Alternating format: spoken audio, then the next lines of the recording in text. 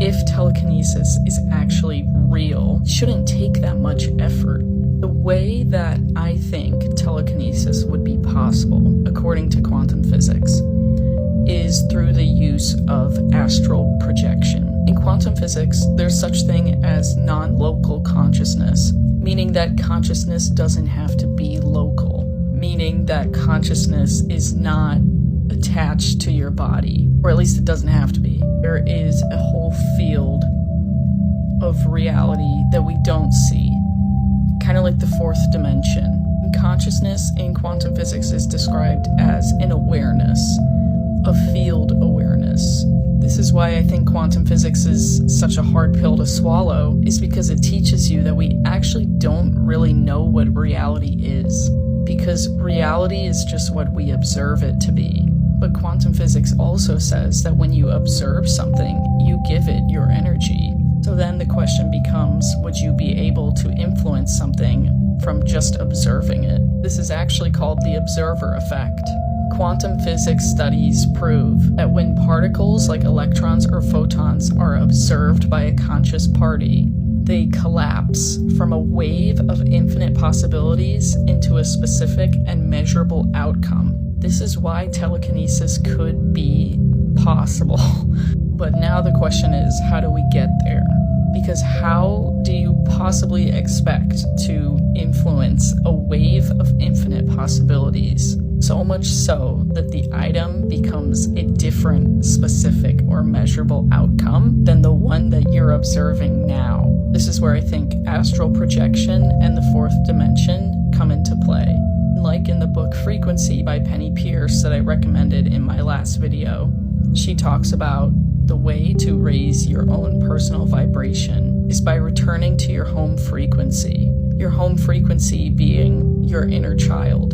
And this is where it starts to take on a different spiritual meaning. Your soul remembers what it was like to be connected to God and to be connected to love. There's this word called coherence that's going to be important here.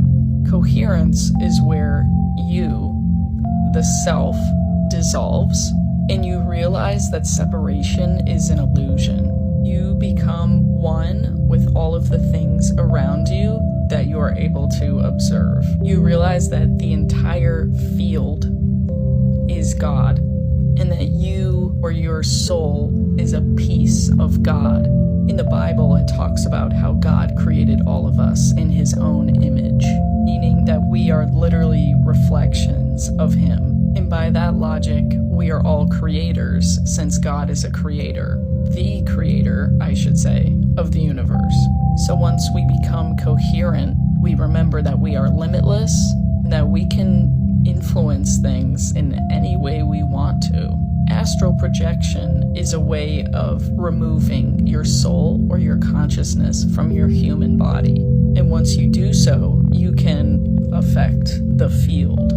Your personal frequency can match up with another frequency of said item that you want to move, telekinesis. And now what you do is you influence that wave of infinite possibilities so that it becomes the possibility that you want it to become. This would make sense considering that telekinesis is moving things with your mind, not with the energy or force of your body. Meaning that you could sit perfectly still in deep meditation, feel yourself disconnect and move into the field, and then influence the frequency of that object so that it moves.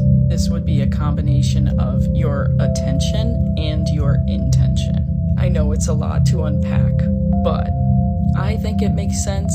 But I'm still new to quantum physics, so if you guys have any pointers or tips, especially in terms of telekinesis, telekinetic abilities, corrections on anything I said, please comment down below. Love you guys. Bye.